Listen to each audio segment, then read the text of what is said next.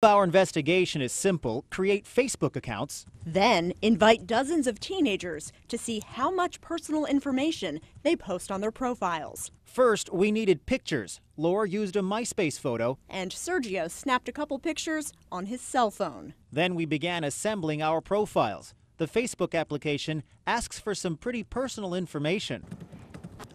You have the option of entering everything from a personal home phone number, your home address, even what schools you've attended and your graduation dates. We chose to leave most of that information blank, but we did use the physical address of NBC 17 News, our work email addresses, and our ages. Then we invited dozens of teenagers to make us their Facebook friends. And waited for the responses. Using our 2 profiles on Facebook, we invited high school students and students even younger than that to become our friends. Within 24 hours, we were able to be invited by more than 150 students to be their friends. 18 of those students had their home phone numbers posted on their profiles. And 6 had their actual addresses listed. With that information, we were easily able to track down some of those students. You invited me to be a friend of yours on Facebook. I did? Yeah. Okay. That's why we're here. With online networks like MySpace or Facebook, teenagers can spend hours keeping track of their friends and sharing the minute-by-minute happenings of their day. It's a never-ending conversation online. But what teens often don't realize is that the information they share online can be used by other people to track them down. Hi, Austin? Yes? How are you? I'm good. Austin is one of more than 100 teenage students who added my colleague Laura Barron and me to their online friends. You invited me to be a friend of yours on Facebook.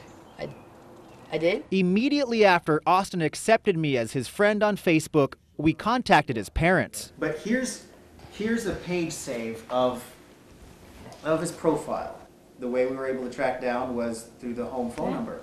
Yeah, we thought we were diligent. You know, we have the parental controls. The computer's out in the middle of the house. You know, they're only allowed a certain hour of time to be on there. Austin's parents were surprised by the amount of information that Austin and a lot of other students put on their Facebook accounts, but one person who's not surprised is North Carolina Attorney General Roy Cooper. We've seen it time and time again where predators go on the internet, look for children, and are able to find them, physically meet them, and exploit them. He says the internet is a tool that can make it easier for adults to target kids. Now with the internet and social networking sites, predators can groom dozens of children at the same time until they find that child who is emotionally ready to meet someone. There is good news that we uncovered as part of our investigation. Many of the students that we invited as friends did not accept our invitations.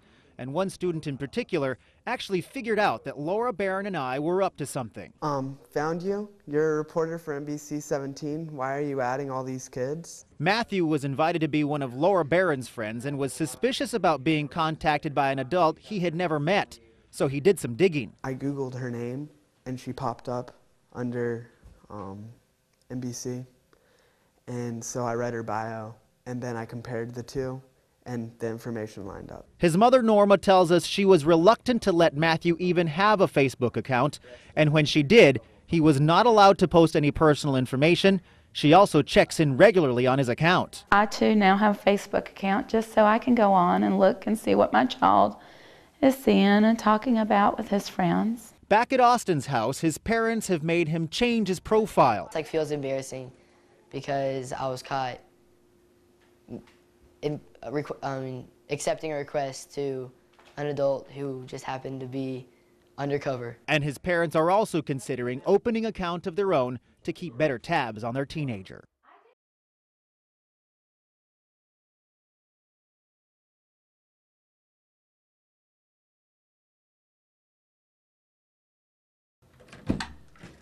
Hi, Michael? Mm-hmm. Hi, do you know who I am?